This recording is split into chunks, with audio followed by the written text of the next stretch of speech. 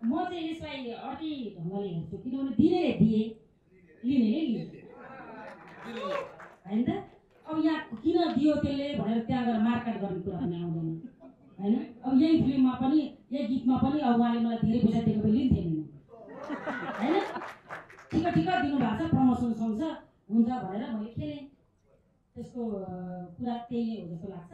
त्यस कारणले गर्दा अब बजार तातिरहेछ त्यही हो अघि पूजाले भने जस्तै अब सबैले सबैलाई मिलेर हामीले एकअर्काको हातेमालो गर्दै चाहिँ अगाडि बढ्नुपर्छ। किनभने देखिरहनु भएको छ तपाईँले फिल्म एकदमै एउटा चल्छ त्यसपछि एकदमै ग्यापमा अर्को फिल्म चल्छ त्यस्तो देखिरहेछ। त्यस कारणले गर्दाखेरि गाह्रो छ निर्माताले पनि अब यो कलाकार लिँदा राम्रो होला कि यसलाई पैसा कमाउँदा राम्रो हुन्छ कि भनेर उहाँहरूले सोच्नुहुन्छ।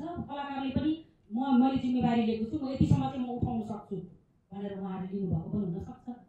त्यस कारणले गर्दा अब यसले कति लियो भन्दा पनि यो गीतमा चाहिँ हामीले ठिक रकम लिएर खेलेका छौँ।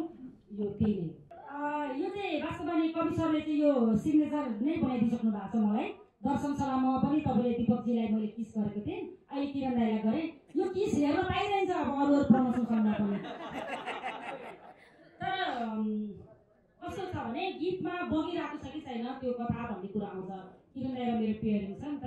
त्यस कारणले गर्दा त्यो राख्नेको लागि भनेर राखेको होइन त्यो चाहिँ डिमान्ड नै भयो होइन। कवि सरले चाहिँ होइन दिदी किस चाहिँ गर्नुपर्छ होला भन्नुभयो अनि हुन्छ नि त गरिदिन्छ आफ्नो दाइलाई हो भनेर त्यो हो ल जस कथामै छ त्यो कुरा। त्यसलाई नै हामीले भनेका थियौँ बाबुजीलाई बाबुजी यो गीत त हामी अनम्यारिडहरूको लागि नै रहेछ भनेर भन्दाखेरि दिदी म पनि अनम्यारिड हो भन्दै हुनुहुन्थ्यो उहाँले पनि।